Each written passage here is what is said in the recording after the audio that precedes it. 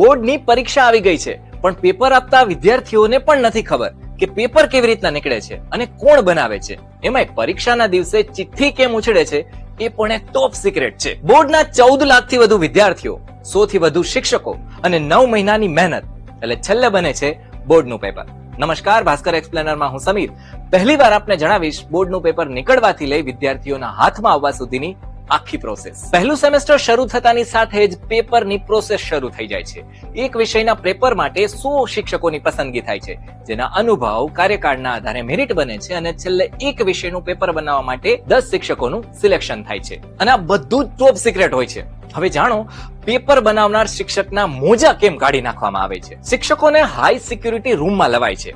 Mobile, pen, paper, wallet, મોજા બધું જ બહાર રાખવું પડે છે. અહીંયા એમને બુક્સ મળે છે, જેમાં તેમનો ટાસ્ક હોય છે. આખો વિડિયો જોવા માટે ડાઉનલોડ કરો દિવ્ય ભાસ્કર એપ.